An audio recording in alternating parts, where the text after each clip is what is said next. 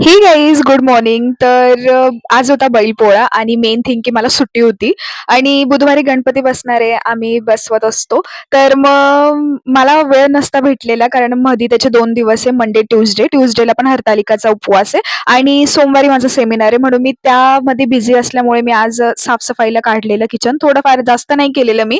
सगळे डबे वगैरे फक्त गरम पाण्याने पुसले, भांडे वगैरे क्लीन केले, फरशा वगैरे साफ केल्या. ऍक्च्युली मला किचन वाटा साफ करायला खूप आवडतो, काय माहिती का असं. पण जसं जसं ते वॉश करत गेलं आणि जर घाण वगैरे निघत गेली ना, इतकं सॅटिस्फॅक्शन भेटतं मला की हा खूप स्वच्छ मी धुते. आणि माझं कसं आहे ना, मी भलेही एक कामला वेळ लावेल पण मी ते एकदम परफेक्ट आणि एकदम क्लीन करेल. मी 2 कामं म्हणजे मला 4 कामं करायची, त्यामधले 2 कामं मी एकदम नंतर करेल, वाटलंच तर ते पोस्टपोन करून देईल. पण मी एक जे काम धरलेलं ना आता ते एकदम परफेक्टली करेल म्हणजे करेलच.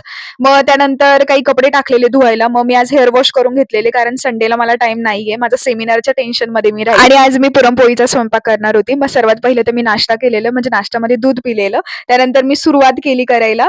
पहिलं तर पीठ मळून घेतलं. त्यानंतर कपडे जे टाकले होते ते वाळू घातले. म्हणजे माझं इथे कुकरला शिटी पण देऊन झाली, माझी डाळ शिजली. त्यानंतर मी कपडे वाळत घातले आणि मग मी डाळ वाटायला घेतली. हे सगळं काही झाल्यानंतर त्यामध्ये मी गूळ मिक्स केला, मग इलायची पावडर, मग थोडंसं जायफळ असं मी केलं. मग पीठ पण एकदम मस्त 30 एक मिनिटं रेस्ट होऊन झालं होतं आणि त्यानंतर फायनली मी केली पुरणपोळी. बघू शकता तुम्ही किती सुंदर अशी झालेली. मी फर्स्ट टाईम केलेली बट खूप छान झालेली. आणि त्यानंतर मी सार बनवायला घेतलेला. सारसाठी युज्युअली आपण जे मसाले घेतो ते भाजून घेतलेले आणि मग तेलामध्ये फक्त कढीपत्त्याची फोडणी देऊन मसाला टाकला आणि मला असं अजिबात फील नव्हतं होत की मी हा पुरणपोळीचा स्वयंपाक पहिल्यांदा करते.